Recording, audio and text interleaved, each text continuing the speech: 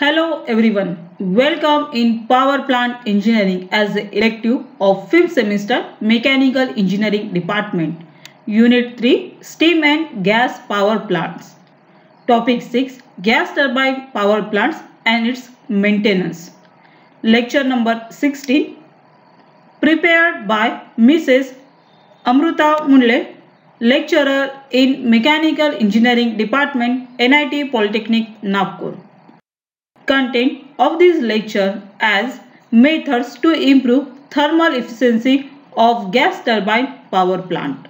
Maintenance procedure of gas turbine power plant. Learning outcomes. After completion of this lecture, you are able to identify the components to improve thermal efficiency of gas turbine power plant. Explain preventive and predictive maintenance of gas turbine power plant. Program outcomes. By this lecture, you will find that program outcomes achieved by this lecture from PO1 to PO10 and PSO1 to PSO3. Refer this chart given. Overview of last session. तो हमने last session में क्या पढ़ा उसके बारे में देखते हैं. Identify the components of gas turbine power plant. Explain working of gas turbine power plants with neat sketch. Compare open and close cycle gas turbine power plants. ये discuss advantages and disadvantages of gas turbine power plant. तो gas turbine basically क्या होता है ये हमने last lecture में देखा. उसके साथ ओपन साइकिल और close cycle gas turbine power plant भी देखा.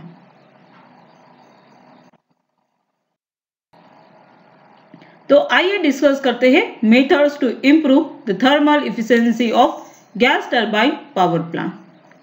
First is a regeneration, second is intercooling and third is reheating.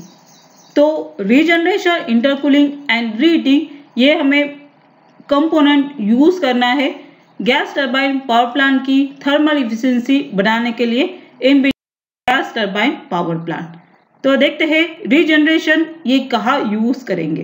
तो गैस टरबाइन पावर प्लांट का ये एक डायग्राम है जो हमने लास्ट लेक्चर में देखा था कि ये एक ओपन साइकिल गैस टरबाइन है जिसमें कंप्रेसर है, कंबशन चैम्बर है और टरबाइन है. इसका जो एग्जॉस्ट है जो हम एटमॉस्फेयर में रन अप करेंगे that is called as a open cycle gas turbine. तो यहाँ पे जो टरबाइन से एग्जॉस्ट होने वाली जो गैस है wastage after given the power stroke in turbine and conversion of mechanical energy, जो वेस्ट बचेगा जो एटमॉस्फेयर में हम गैसेस के फॉर्म में छोड़ते उसकी जो हीट है उसको हम एब्जॉर्ब करेंगे with the help of regenerator.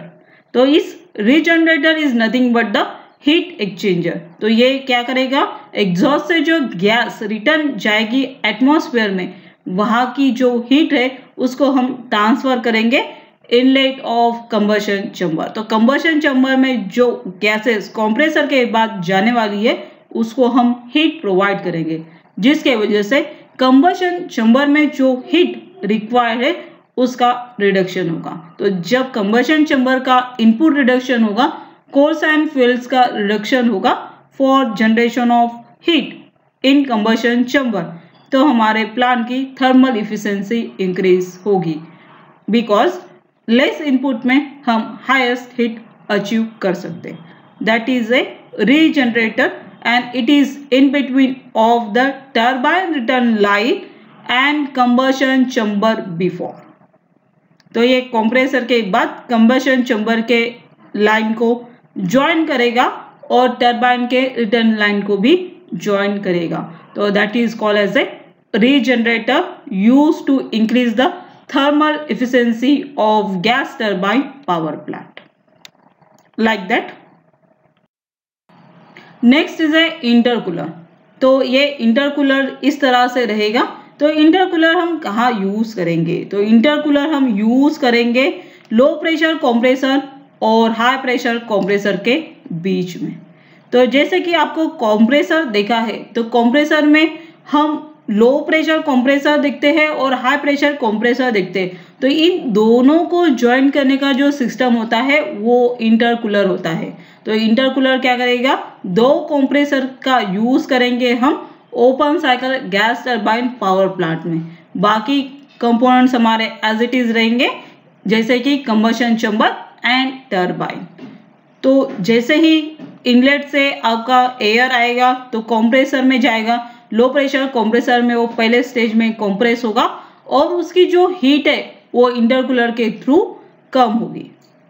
Pressure near by थोड़ा सा ड्रॉप होता है पर उसे हम निग्लेजिबल कंसिडर करते हैं। और जब ये इंटरकूलिंग के थ्रू फिर हाई प्रेशर कंप्रेसर में जाएगा तो हमें high pressure high temperature air मिलेगी। High pressure high temperature air compress होके डायरेक्टली जाएगी कंबशन चैम्बर में और यहाँ से जाएगी पास होके पावर टरबाइन में और वहां पे हमें पावर जनरेशन मिलेगा। तो इंटरकूलर का यूज करके हम एज ए हीट एक्सचेंज कर सकते हैं from low pressure compressor to high pressure compressor by passing a water to remove heat in between low pressure compressor to high pressure compressor air.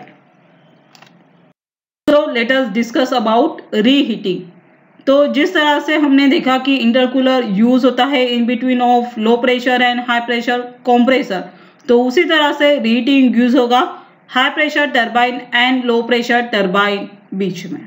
तो ये भी एक टाइप का हीट एक्सचेंजर है, जैसे कि आप इस डायग्राम में देख रहे हैं open cycle gas turbine power plant, जिसमें एयर इनटेक आ रहा है कंप्रेसर में, कंप्रेसर से के बाद कंबशन चैम्बर में जा रहा है, कंबशन चैम्बर में उसकी हीट इंक्रीज होगी और ये जो एयर हीटेड फॉर्म में रहेगा high pressure high temperature air high pressure turbine पे स्ट्राइक हो गए पावर जनरेट करेगा।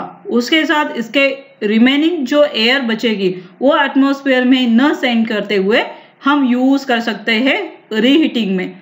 रीहीटिंग कॉइल से फिर से इस एयर को हम थोड़ा हीटेड करेंगे और लो प्रेशर टरबाइन पे यूज करेंगे, जिससे इसका जो एग्जॉस्ट पावर वेस्ट जाने वाला था उसको हम लो प्रेशर टरबाइन को रोटेट करने का काम करेंगे। देन आफ्टर ये जो बची हुई एयर है एटमॉस्फेयर में एग्जॉस्ट होगी।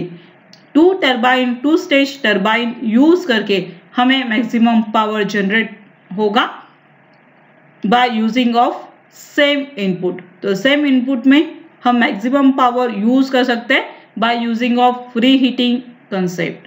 तो ये हमारा रीहीटिंग कंसेप्ट है, जिसके वजह से हमारी गैस टरबाइन पावर प्लांट की थर्मल इफिशिएंसी इंक्रीज हो सकती है in between use of high pressure turbine to low pressure turbine. That is one of the type of heat exchanger in between of टरबाइन्स।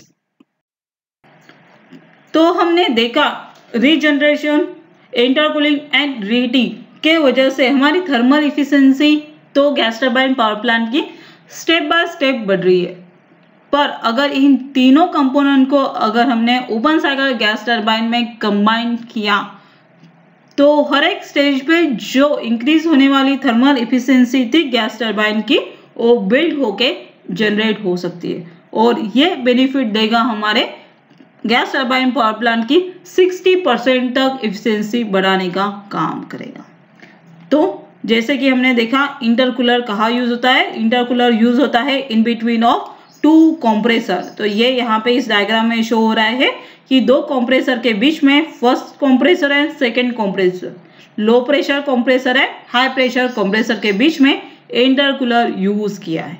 Then after ये जाएगा combustion chamber में, जैसे कि regenerator use होता है कंबशन के इनलेट के before and turbine के एग्जॉस्ट स्ट्रोक के बीच में। इन दोनों के बीच में जो रीहीट होगा, रीजनरेटर होगा, वो क्या करेगा, एग्जॉस्ट से जो हीट वेस्ट जाने वाली है एटमॉस्फेयर में उसको एब्जॉर्ब करेगा intake air before combustion chamber. तो कंबशन चैम्बर में जाने वाली जो एयर है वो रीजनरेटर के वजह से हीटेड हो गई है। तो कंबशन चैम्बर में आपको लेस फ्यूल यूज करना होगा for combustion and achieve a highest degree of air temperature. Then after ये जाएगा टरबाइन में, टरबाइन पे जाएगा तो यहाँ पर भी दो टरबाइन दिए, टरबाइन 1 एंड टरबाइन 2। तो फर्स्ट जो टरबाइन है वो है आपकी high pressure turbine and second turbine is a low pressure turbine. तो इन दोनों के बीच में हम यूज करेंगे रीहीटर। तो रीहीटर के वजह से क्या होगा, एग्जॉस्ट से जो एटमॉस्फेरिक और टरबाइन पे पावर जनरेशन के बाद जो एग्जॉस्ट बचेगा उसको हम भेजेंगे रीहीटर में। रीहीटर में हम हीटिंग वाटर सेंड करेंगे जिसके वजह से ये जो एयर है फिर से हीटेड होगी।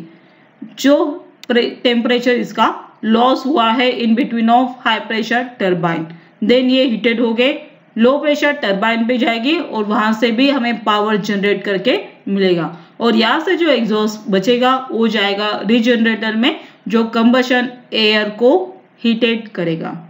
That is overall the process of regeneration, intercooling and reheating in open cycle gas turbine power plant. और ये सारे जो कंपोनेंट है कंप्रेसर से टरबाइन ये एक ही शाफ्ट पे है। तो टरबाइन का शाफ्ट जैसे रोटेट होता है तो कंप्रेसर रन होना स्टार्ट होता है और इनिशियल जो पावर रिक्वायर्ड होता है कंप्रेसर चलाने के लिए उसे हम ऑफ कर देते हैं।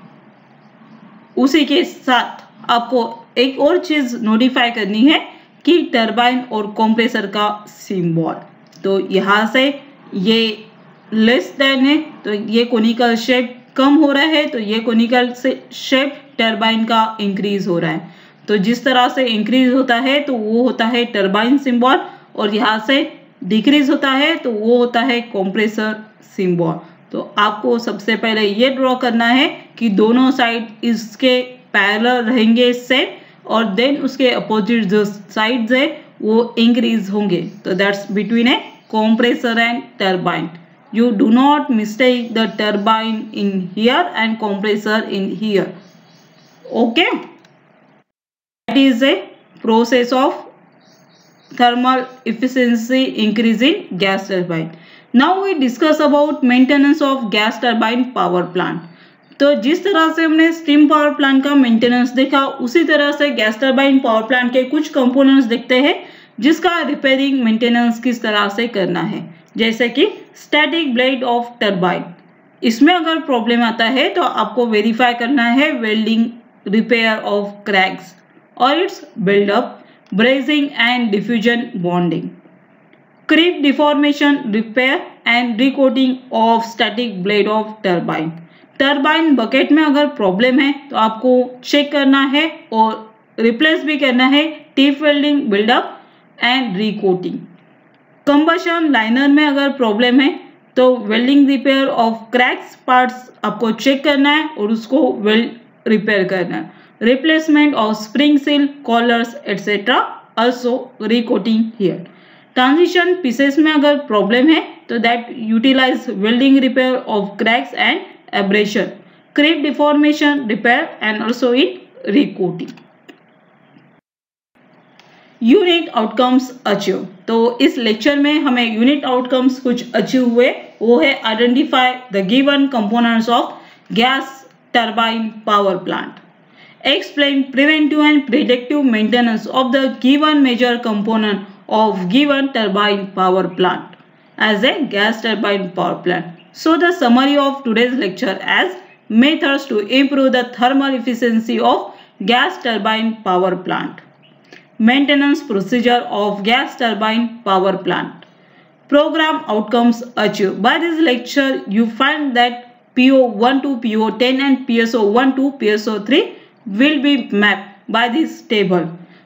By this lecture you gain a basic knowledge of this gas turbine power plant, discipline knowledge, experiment and practice, lifelong learning, communication and many more things.